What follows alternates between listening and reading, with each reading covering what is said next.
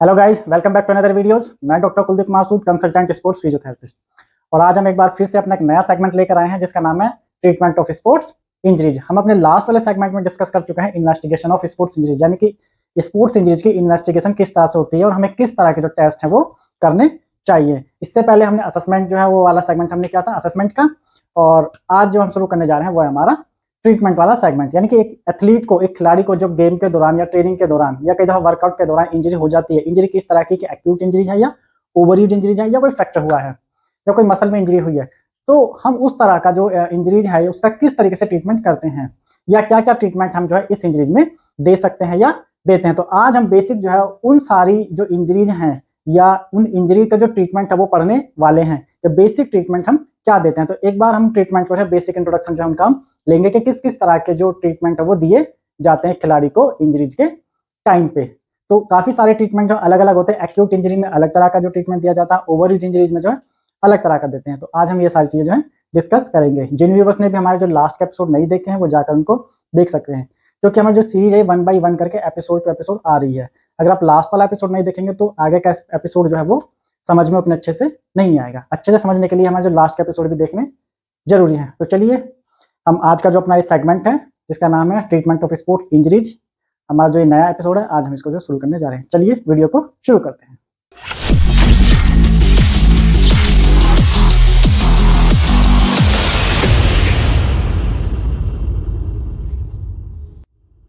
चलिए गाइज, आज हम पढ़ने जा रहे हैं ट्रीटमेंट। और ट्रीटमेंट में जो हम एक बार हम सारे ट्रीटमेंट को है एक बार सब हेडिंग्स जो देख लेते हैं कि हम अपने इस सेगमेंट के अंदर या जो इसके बाद भी सेगमेंट आएगा कौन कौन से ट्रीटमेंट जो हम पढ़ने वाले हैं इस सेगमेंट में, या जो हमारी सब हेडिंग्स है इसमें सबसे पहला जो हमारा ट्रीटमेंट आता है वो आता है हमारा राइज। राइज ये खाने वाला राइज नहीं है, ये इसका शॉर्ट नेम है। रेस्ट, आइस, कंप्रेशन और एलिवेशन, शॉर्ट में इसको राइज बोलते हैं। इसका मैं एक बार लिख देता हूं, चलो इसका पूरा नाम। Rest, ice, compression, then elevation.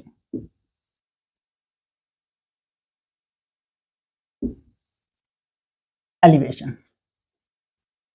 Next जो ट्रीटमेंट है वो आता है हमारा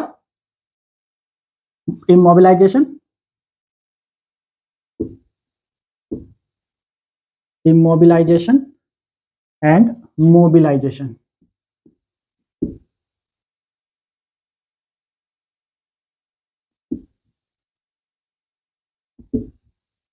एंड मोबिलाइजेशन यानी कि इंजरी वाले पार्ट को स्टेबल करना है, और जब वो स्टेबल हो गया है, स्टेबल होने के बाद जब इंजरी ठीक हो जाती है उसके बाद कई दफा आप लोगों ने देखा होगा फ्रैक्चर हो जाता है, फ्रैक्चर पे कास्ट लगा देते हैं, पीओपी लगा देते हैं।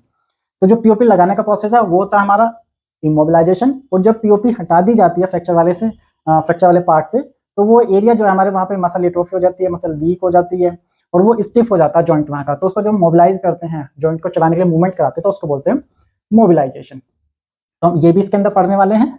काफी तरह के ट्रीटमेंट जो इसके अंदर हम जो आज पढ़ेंगे। देन तीसरा आता है हमारा थेराप्यूटिक ड्रग्स, यानी कि किस किस तरह की जो दवाइयां हैं वो हमें इंजरी के टाइम पे दी जाती हैं या हमें लेनी चाहिए। थर्ड पे आता है हमारा थेराप्यूटिक ड्रग्स। देन ड्रग्स के बाद जो हमारा पांचवा पॉइंट है वो है हमारा हीट एंड कोल्ड। देखिए, हीट का मतलब गर्म और कोल्ड का मतलब ठंडा। यानी कि ट्रीटमेंट के टाइम पे कई दफा आप लोगों ने गांव वगैरह में, शहर में भी देखा होगा, जब इंजरी हो जाती है या कई दफा एंकल में स्प्रेन या स्ट्रेन हो जाता है तो ऐसी कंडीशन में सिकाई करते हैं, गर्म सिकाई। एक कॉमन एक मेथड्स कह सकते हैं या एक पुराना ट्रेडिशनल मेथड है, कह सकते हैं कि अगर किसी भी तरह की इंजरी होती है तो वहाँ पे हमेशा हम गर्म सिकाई या गर्म टकोर करते हैं। लेकिन ऐसा नहीं है। जो सिकाई वो दो तरह की होती है, एक ठंडे और एक गर्म। ये देखना होता है कि किस कंडीशन में गर्म सिकाई करनी है और किस कंडीशन में ठंडी सिकाई करनी होती है। ये भी जो बातें हम आज हम देखेंगे कि कौन सी कंडीशन है। जैसे कि एक्यूट है तो एक्यूट में हमेशा हमें कोल्ड यानी कि क्रायोथेरेपी करनी होती है, और अगर क्रॉनिक कंडीशन है तो उसमें हमें हीट थेरेपी करनी होती है। देन पांचवा पॉइंट आता है हमारा मोडालिटीज। अगर आप लोग फिजियोथेरेपी सेंटर पे कभी गए हों या आपने कभी फिजियोथेरेपिस्ट से मिले हों या आप कभी पर्सनल थेरेपिस्ट हैं, जिन लोगों ने नहीं देखा मैं उनके लिए बता रहा हूँ, आपने वहां पे देखा होगा उनके पास कुछ मोडालिटीज होती हैं, जैसे टेंस है, आईएफटी है, अल्ट्रासोनिक है, शॉर्ट वेव डायथर्मी है, ट्रक्शंस है। तो ये जो मोडालिटीज हैं इनको हम थेराप्यूटिक मोडालिटी बोलते हैं, यानी कि जिन मशीनों से बिजली से चलने वाली जो मशीनें हैं उनसे हम जो ट्रीटमेंट देते हैं उन मोडालिटीज को बोलते हैं थेराप्यूटिक मोडालिटी। तो किस किस तरह की जो मोडालिटी हैं और उनमें किस किस कंडीशन में उन मोडालिटीज को हम दे सकते हैं, मशीनों से हम ट्रीटमेंट करते हैं। बेसिकली इस हेडिंग्स के अंदर हम मशीनों का ट्रीटमेंट करने वाले हैं, यानी कि कौन कौन सी मशीन से किस किस तरह का ट्रीटमेंट जो है दिया जाता है। तो ये सब हेडिंग्स बनी हमारी therapeutic modalities. Therapeutic modalities. Then इसके बाद आता है हमारा नेक्स्ट हेडिंग। नेक्स्ट हेडिंग आती है हमारी मैनुअल थेरेपी। मैनुअल थेरेपी या exercise therapy. Manual therapy. Manual therapy. Manual therapy के अंदर हमारी सारी एक्सरसाइजेस आती हैं, जैसे कि स्ट्रेचिंग्स हो गई, मैनिपुलेशंस हो गए, कुछ मोबिलाइजेशंस हो गई। तो ये सारी क्या हमारी मैनुअल थेरेपी के अंदर आएंगी। देन 7 पॉइंट आता है हमारा, 7वें पॉइंट पे हम ले सकते हैं एक्यूपंक्चर।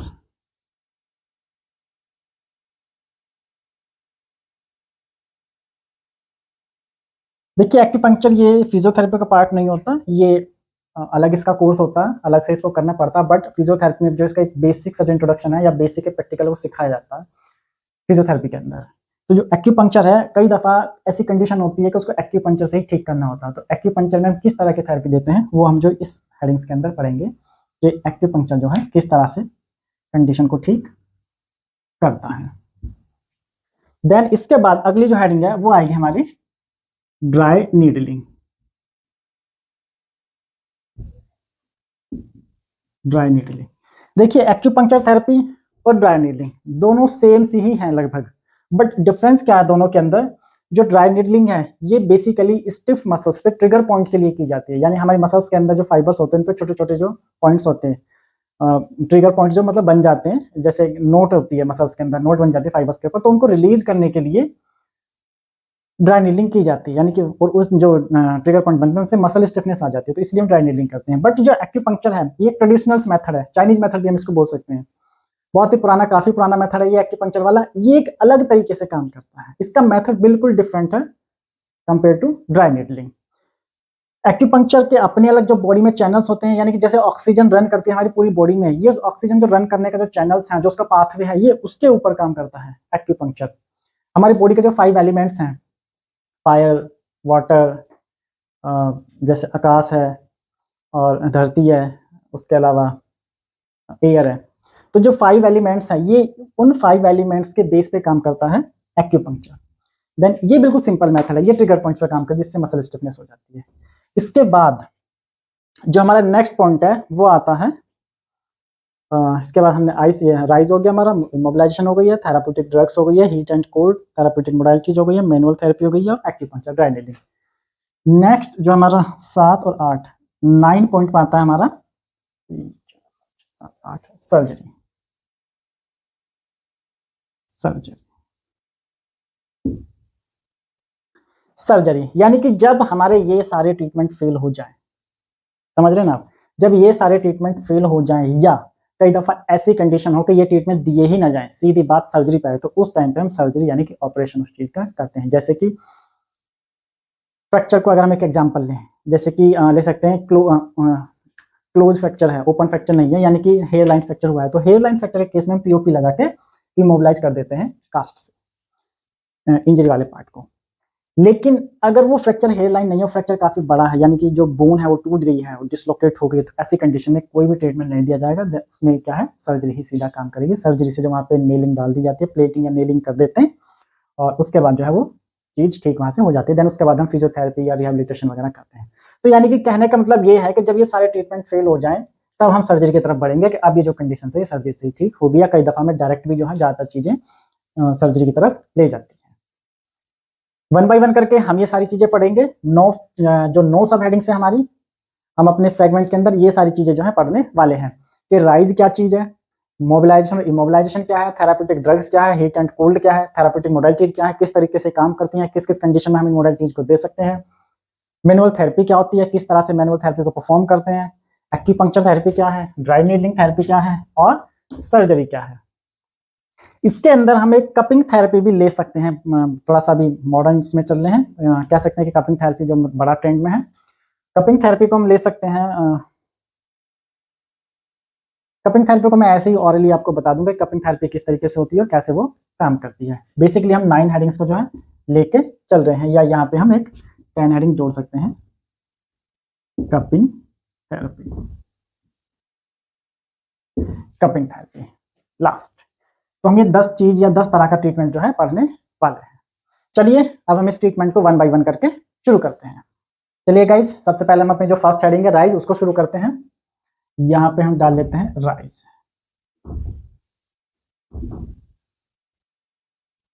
राइज राइज जैसा कि मैंने आपको बताया, रेस्ट, आइस, कंप्रेशन और एलिवेशन। अब इसके अंदर हम सबसे पहले जो डिस्कस करेंगे वो करेंगे हम रेस्ट को। रेस्ट क्या चीज है?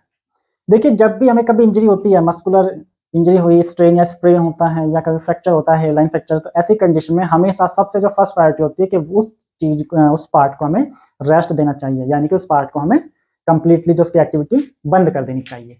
ऐसा क्यों करना पड़ता है? ऐसा इसलिए कि वहां पे जो मेटाबॉलिज्म है वो ज्यादा ना बढ़े, वहां पे ब्लीडिंग ज्यादा ना हो, स्वेलिंग ना बढ़े। यानी कि एग्जांपल हम ले सकते हैं, अगर हमारी थाई में कॉन्ट्यूजन हुआ है, कॉन्ट्यूजन अगर जिसको नहीं समझ में आता हो, हमारे ओवर यूज इंजरी वाला सेगमेंट जाके देख सकते हैं, मैंने उसमें कॉन्ट्यूजन का अच्छे से समझाया है। अगर हमारी थाई के अंदर कॉन्ट्यूजन हुआ है, तो कॉन्ट्यूजन के बाद अगर हम एक्टिविटी करते हैं अपनी लेग से, तो उसके बाद वहां पे क्या होगा, टेम्परेचर वहां का बढ़ेगा, मेटाबॉलिज्म बढ़ेगा और स्वेलिंग वहां की बढ़ेगी। तो ऐसा ना हो कि स्वेलिंग ना हो, पेन ना बढ़े, मेटाबॉलिज्म ना बढ़े। तो उस चीज को रोकने के लिए, उसको रिड्यूस करने के लिए हमें कंप्लीट रेस्ट की जरूरत होती है। ये डिपेंड होता है कंडीशन टू कंडीशन कि हमें कितने दिन रेस्ट करना है। तो सबसे पहले हमें ये देखना होता है कि इंजरी किस तरह की और कितने दिन हमें रेस्ट करना है। लेकिन फर्स्ट प्रायोरिटी यही है कि अगर किसी भी तरह की इंजरी है तो हमें अपने उस पार्ट को, जो है इंजरी वाले पार्ट को, कंप्लीटली रेस्ट कर देना चाहिए। हमें उससे कोई भी मूवमेंट की एक्टिविटी नहीं करनी चाहिए। ये होता है रेस्ट। इसके अलावा जो नेक्स्ट है वो आता है हमारा आइस। देखिए, आइस क्या है? सभी लोग जानते हैं, बर्फ होती है, बर्फ को आइस बोलते हैं। इससे ट्रीटमेंट कैसे देते हैं? फर्स्ट बेसिकली जो हमारा ये जो राइज वाला जो ट्रीटमेंट है, इसे एक्यूट इंजरी में देते हैं। अगर इंजरी अगर सडनली लगी है, अचानक इंजरी हो गई है, तो तुरंत बाद जो ट्रीटमेंट दिया जाता है वो राइज वाला दिया जाता है। फर्स्ट प्रायोरिटी यही है कि हम उसे राइज देंगे, यानी कि राइज मतलब रेस्ट देंगे। देन उसके बाद हम वहाँ पे इंजरी वाले पार्ट पे आइस अप्लाई करेंगे। देखना होगा कि इंजरी किस तरह की, वहाँ पर आइस हम अप्लाई कर भी सकते हैं कि नहीं कर सकते। तरीका क्या होता है आइस अप्लाई का? देखिए, जो आइस है इसका फंक्शनिंग क्या है? जिस पार्ट पे इंजरी हुई है वहां पे सबसे पहले ही उसके मेटाबॉलिज्म को कम करेगी, क्योंकि ये ठंडी होती है और जो पार्ट है बहुत ज्यादा हीट पकड़ लेता है इंजरी होने के बाद। तो ये वहां की जो हीटिंग है उसको कम करेगी। हीटिंग कम होगी तो वहां का जो मेटाबॉलिज्म है वो कम होगा। मेटाबॉलिज्म कम होगा तो वहां का जो स्वेलिंग है वो कम ऑटोमेटिकली हो जाएगी। तो बेसिकली जो आइस है वो पेन में भी रिलीफ करेगी, मेटाबॉलिज्म को कम करेगी और टेम्परेचर कम करेगी उस पार्ट का, और स्वेलिंग को भी कम ये करते हैं। तो इसलिए हम आइस को जो अप्लाई करते हैं। मेथड क्या होता है इसका अप्लाई करने का? इसे हमें 10 to 15 मिनट ही लगाना होता है। 10 to 15 मिनट के बाद हमें इसे रिमूव कर देना होता है। लगाने का जो मेथड है इसका, वो हमें एक मिनिमम 2 घंटे का, अगले एप्लीकेशन में 2 घंटे का गैप हमें रखना होगा कम से कम। 1 से 2 घंटे बोलते हैं, लेकिन मैं कहता हूँ 2 घंटे कम से कम हमें रखना चाहिए। यानी कि 15 मिनट अगर हमने अप्लाई किया है आइस, तो देन उसके बाद हमें जो है कम से कम 2 घंटे के बाद दोबारा से 15 मिनट के लिए लगाना है। कई दफा लोग जो लोग हैं वो देखते हैं कि आइस को लगा के छोड़ देते हैं, यानी कि 10 मिनट से 15 लगानी होती है, लेकिन वो 20 मिनट 25 मिनट आधे आधे घंटे तक लगी होती है। तो ऐसा नहीं करना। ऐसी कंडीशन में क्या होगा, वहां पे आपको दिक्कत हो सकती है, पेन जो वहां पे बढ़ सकता है, और सबसे बड़ी कंडीशन ये है कि वहां पे बर्न जो है वो आइस कर सकती है। काफी लोगों को ये बड़ा मतलब अजीब लगा कि बर्फ से कैसे बर्न हो सकता है। जी हाँ, बिल्कुल बर्फ से बर्न होता है। अगर आप बहुत ज्यादा ठंडी बर्फ लगाओगे और ज्यादा टाइम तक आप सिकाई करोगे अपने उस इंजरी वाले पार्ट की, तो जो आइस है वो बर्न कर सकती है। ये मैंने एक लाइव एग्जाम्पल भी देखा था। मेरा पेशेंट था, तो मैंने उसको आइस लगाने के लिए बोला, देन उसने आइस लगाई। उसने कम से कम 40 से 45 मिनट जो उसको लगा के रखा। मैं बोल के आ गया था कि आप लगा लेना, और उसका तो भूल गया। और जो आइस उसको अच्छा लगा, गर्मियों के दिन थे, तो उसने 40 से 45 मिनट जो उसको अपने नीज की केस था लगा दिया। उसके बाद जब उसने वो आइस हटाई, तो वहां पे जो पूरा रेड रेड जो आइस ने वहां पे कर दिया था, यानी कि वो बर्निंग। अगले दिन उन्होंने फिर मेरे को दिखाया, तो कहा कि क्या? मैंने कहा तो बर्न हो गया। वो लोग खुद आश्चर्यचकित थे कि वो कहने लगे बर्फ से कैसे जल जाएगा, बर्फ से कैसे बर्न हो जाएगा। तो बर्न का मतलब यही नहीं है कि हीटिंग से या कोई हॉट पैक लगा उसी से बर्न होता। आइस भी बर्न जो है सॉफ्ट टिश्यू को कर देती है। तो इस चीज का जो हमें ध्यान रखना होता है कि हमें ज्यादा देर तक जो आइस है वो नहीं लगानी होती है। नेक्स्ट आता है हमारा कंप्रेशन।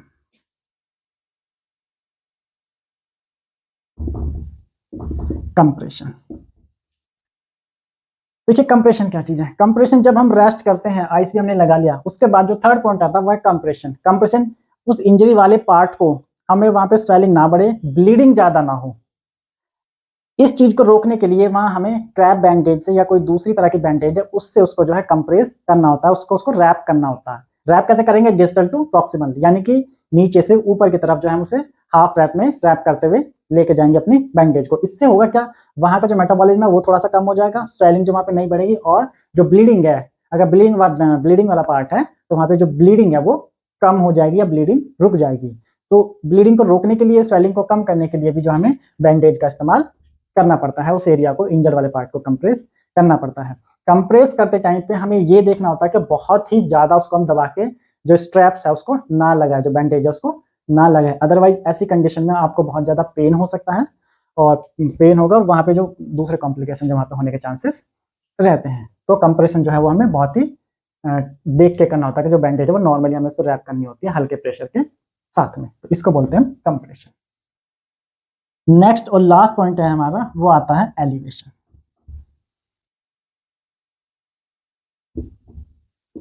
एलिवेशन, देखिए एलिवेशन क्या होता है? एलिवेशन होता है किसी भी पार्ट को, इंजरी वाले पार्ट को अपनी बॉडी लेवल से उसको ऊपर उठा के रखना, यानी किसी भी चीज को ऊपर उठाना मतलब एलिवेट करना।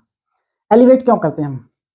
देखिए जब हमारा जो बॉडी लेवल होता है उससे हम एलिवेट करने का रीजन ये है कि जो इंजरी वाला पार्ट है, एक तो वहाँ पे जो मेटाबॉलिज्म का लेवल है वो थोड़ा सा कम रहा है, यानी कि जो हमारा ब्लड का सर्कुलेशन है वो एक लेवल में रहेगा, लेकिन जब वो इंजर्ड वाला पार्ट थोड़ा सा ऊपर रहेगा तो वहां तक जो है वो थोड़ा सा कम फ्लो होगा।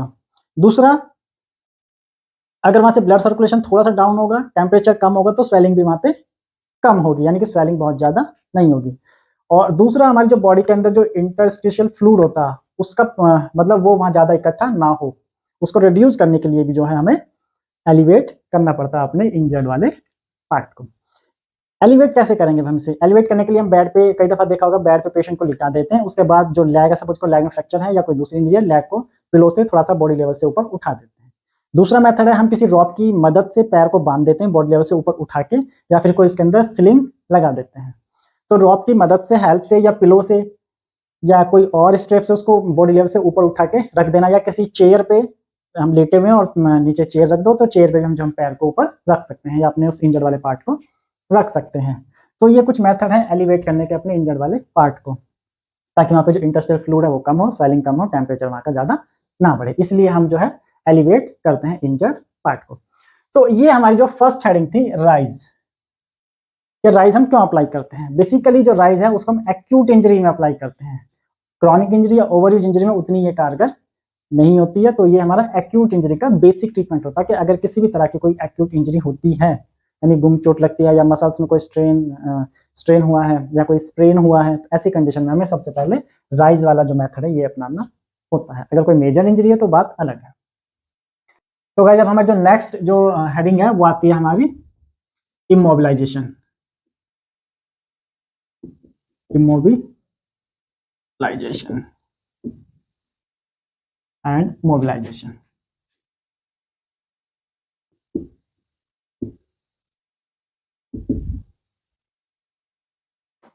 मोबिलाइजेशन, तो सबसे पहले हम इमोबिलाइजेशन को डिस्कस कर लेते हैं।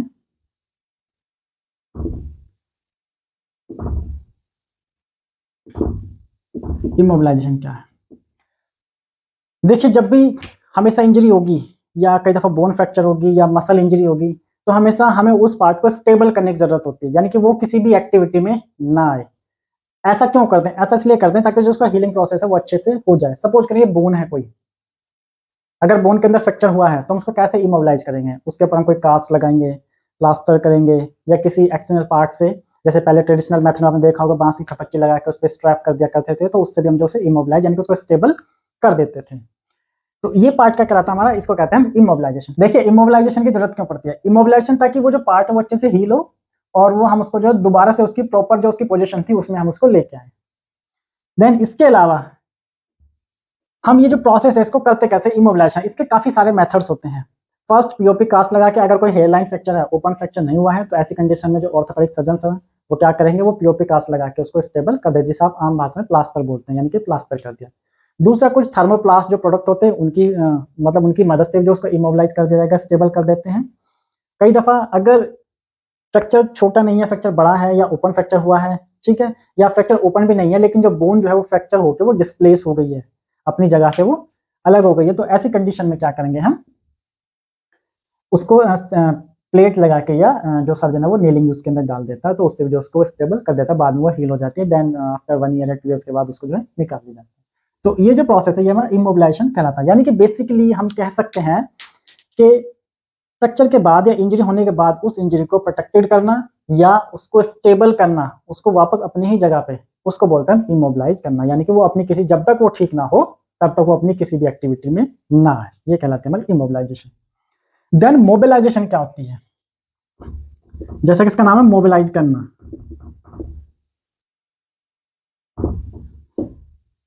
मोबिलाइजेशन यानी कि पहले हमने उसको इमोबिलाइज किया, अब इमोबिलाइज होने के बाद वो जो कंडीशन है, वो जो फ्रैक्चर वाला पार्ट है वो ठीक हो चुका है, तो अब हम उसको क्या करेंगे, अब हम उसको वापस एक्टिविटी में लेकर आएंगे। तो उसको वापस एक्टिविटी में लेके आने का जो प्रोसेस है उसको क्या बोलते हैं, हम मोबिलाइजेशन बोलते हैं। अब ये जो मोबिलाइजेशन है ये काफी तरीके से की जाती है। इसके अंदर हम कुछ मोडालिटीज की भी हेल्प लेते हैं, मैनुअली भी हम इसको करते हैं। कैसे करेंगे, देखिए इसके अंदर मोबिलाइजेशन जो है एक सब हेडिंग्स हम इसके अंदर ले सकते हैं, वो होते हैं हमारे प्रोटेक्टिव मोबिलाइजेशन।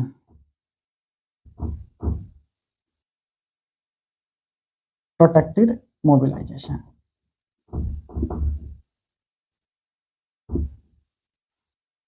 Protected mobilization. देखिए ये प्रोटेक्टेड मोबिलाइजेशन क्या होती है, कई दफा आप लोगों ने देखा होगा जब नी के लिगामेंट में इंजरी होती है, ग्रेड 1 की है या ग्रेड 2 की है, ऐसी कंडीशंस में हम करते क्या है कि इंजरी सॉफ्ट टिश्यू में है, यानी कि लिगामेंट के अंदर है, या कह सकते हैं कि मेनिस्कल्स के अंदर है, हम लिगामेंट का एग्जांपल इसके अंदर ले सकते हैं। तो ऐसी कंडीशन में प्रॉपरली उसे इमोबिलाइज करने की जरूरत नहीं होती नी को, तो हम ऐसी कंडीशन क्या करेंगे, प्रोटेक्टेड मोबिलाइज कर देंगे, यानी कि लिगामेंट के ऊपर पूरा वेट ना जाए। उसको कैसे रोकें, उसको रोकने के लिए कई दफा आप लोगों ने देखा होगा हिंज ब्रेस आते हैं, यानी कि वो जो ब्रेस होती है वो नी के ऊपर बांध देते हैं और नी के नीचे बांध देते हैं, बीच में से जो हिंज जो ब्रेस है वो बीच में से मोबिलाइज होती है। दो तरीके की ब्रेस आती है, एक बिल्कुल पूरी स्टेबल होती है जो नी को बिल्कुल सीधा कर देती है, कोई मूवमेंट या एक्टिविटी नहीं होने देगी, और दूसरी आती है मोबिलाइजेशन वाली जिसको हम हिंज ब्रेस बोलते हैं, यानी कि बीच में से घुटना, जैसे पेशेंट बैठेगा वो मुड़ जाएगी, पेशेंट जैसे चलेगा वॉकिंग के साथ वो वैसे ही मूवमेंट करती रहती है, तो उसको बोलते हैं हिंज ब्रेस बोलते हैं। तो लिगामेंट इंजरी को प्रोटेक्टेड करने के लिए, यानी कि जो हमारा जो नी पार्ट, जो नी है वो मोबिलाइजेशन में भी है और स्टेबल भी है। स्टेबल किस तरह से, क्योंकि लिगामेंट पे कोई प्रेशर नहीं जा रहा है, लिगामेंट पे उतना बाहर नहीं जा रहा, तो लिगामेंट को जब हमने प्रोटेक्टेड कर दिया, उसको स्टेबल कर दिया कि ठीक है अभी जितना जो पहले वेट ले रहा था अब इसके ऊपर उतना वेट नहीं जाएगा, और जो वेट है अब वो उस ब्रेस के जरिए जो आगे नी से आगे ट्रांसफर हो जाएगा, तो उसको बोलते हैं हम protected mobilization. Then second mobilization जो आती है वो आती है हमारी सीपीएम। देखिए सीपीएम का होता है कॉन्टिन्यूअस पैसिव मोशन, लिख देता हूं इस पे,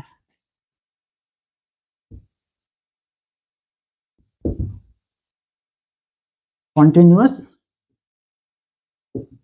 पैसिव मोशन। जैसा कि इसके नाम में यह पैसिव मोशन, यानी किसी दूसरी चीज से कराना। दूसरी चीज क्या, सीपीएम, ये एक तरह की मोडालिटी होती है फिजियोथेरेपी डिपार्टमेंट के अंदर या फिजियोथेरेपिस्ट के पास। सीपीएम बोलते हैं कॉन्टिन्यूअस पैसिव मोशन। इसका काम क्या है, इसका काम होता है इंजर्ड पार्ट को या जो स्टिफ वाला पार्ट है उसको मोबिलाइज करना। जैसे कि हम नी का ले लें अगर एग्जांपल, तो नी के अंदर अगर फ्रैक्चर हो गया है, जैसे कि जो लोअर एंड होता है फीमर का, अगर वहां कोई फ्रैक्चर है, या कह सकते हैं कि नी जॉइंट के अंदर कहीं पे फ्रैक्चर हुआ है और उसकी सर्जरी हुई है, और सर्जरी होने के बाद या सर्जरी भी नहीं हुई है, सिंपल कास्ट उस पर लगाया गया है, उसके बाद मसल एट्रोफी हो गई है और वो जो नी जॉइंट है वो हमारा क्या है, स्टेबल हो गया, वो स्टिफ हो गया है। तो ऐसी कंडीशन में क्या करते हैं हम, बहुत ज्यादा अगर स्टिफ है तो हम उस पर सीपीएम मशीन लगा देते हैं। सीपीएम मशीन क्या करते हैं, इसके ऊपर जो घुटना है या जो लेग है पेशेंट की वो रख देते हैं, उसको स्ट्रैप कर देते हैं, और मशीन क्या करेगी, ये उसको धीरे धीरे क्या है इसको बेंड करना शुरू करेगी और फिर उसको सीधा कर देगी, फिर बेंड करेगी, फिर सीधा कर देगी। मतलब कहना का ये कि उसके अंदर एक रेंज लेवल होती है, जैसे जैसे उसकी रेंज जो है सेट करते जाएंगे 20, 30, 50, 90, मोस्टली वो 90 या 100 तक चली जाती है सीपीएम की जो रेंज होती है। तो जैसे जैसे हम घुटना जो मुड़ता जाएगा उसकी मोबिलाइजेशन आती जाएगी, वैसे वैसे जो है 10, 10 या 5, 5 करके जो है सीपीएम की जो रेंज है उसको बढ़ाते चले जाते हैं। तो एक मेथड ये होता है इंजर्ड पार्ट को या स्टिफ पार्ट को मोबिलाइज करने का मशीन के द्वारा, यानी कि सीपीएम के द्वारा। देन इसके अलावा जो नेक्स्ट आता है वो होता है हमारा एक्सरसाइज, यानी कि मैनुअली हम ले सकते हैं इसके अंदर एक्सरसाइज ले सकते हैं। चलिए इसके अंदर एक्सरसाइज, जब जो हमारा नी जॉइंट है या इंजर पार्ट है वो स्टिफ हो जाता है, तो उसके बाद हम कुछ एक्सरसाइज मोबिलाइजेशन वाली एक्सरसाइज करते हैं, जैसे ग्लाइड्स हैं या बेंडिंग एक्सरसाइजेस हैं, एक्सटेंशन एक्सरसाइजेस हैं। तो ये सारी जो हम एक्सरसाइज कराते हैं पेशेंट को, ताकि उसका जो स्टिफ पार्ट है, जो स्टिफ जॉइंट है, वो मोबिलाइज हो जाए, वो प्रॉपरली दोबारा से अपनी वर्किंग में आ जाए। तो ये हमारा सेकंड हेडिंग थी मोबिलाइजेशन इमोबिलाइजेशन वाली। इसके अंदर हमने इमोबिलाइजेशन पढ़ा, जिसको हम इमोबिलाइज करते हैं फ्रैक्चर पार्ट को या इंजर पार्ट को कास्ट से या थर्मोप्लास्ट या कोई दूसरे प्रोडक्ट से, और मेथड्स मैंने आपको बताया अप्लाई करने का। देन उसका मोबिलाइजेशन, प्रोटेक्टेड मोबिलाइजेशन, जिसे हम हिंज या हिंज ब्रेस की मदद से जो हम नी को मोबिलाइज करते हैं। सीपीएम कॉन्टिन्यूस पैसिव मशीन होती है जो नी को मोबिलाइज करती है, धीरे धीरे करके उसकी रेंज को बढ़ाती है स्टिफ जो नी है हमारा, अगर वो फ्रैक्चर के बाद स्टिफ हो जाए। एक्सरसाइज, अगर हमें इसकी जरूरत नहीं पड़ती ज़्यादा, मतलब कह सकते हैं बहुत ज़्यादा स्टिफ नहीं है, एक्सरसाइज से काम चल जाएगा, तो ऐसी कंडीशन में जो हम एक्सरसाइज कराते हैं। एक्सरसाइज से भी हम उसको जो मोबिलाइज धीरे धीरे बेंडिंग वगैरह की एक्सरसाइज से उसको हम मोबिलाइज कर सकते हैं इंजर्ड पार्ट को। तो हमारी जो 2 हेडिंग्स थी ये कंप्लीट हो गई। देन अब हम पढ़ने जा रहे हैं अपनी तीसरी हेडिंग, जिसका नाम है थेराप्यूटिक ड्रग्स, यानी कि वो कौन कौन सी दवाइयाँ हैं, कौन कौन सी मेडिसिन हैं जो हमें इंजरी होने के बाद लेनी पड़ती हैं या हमें बेसिक मेडिसिन जो है अपने पास में रखनी होती है। चलिए देखते हैं।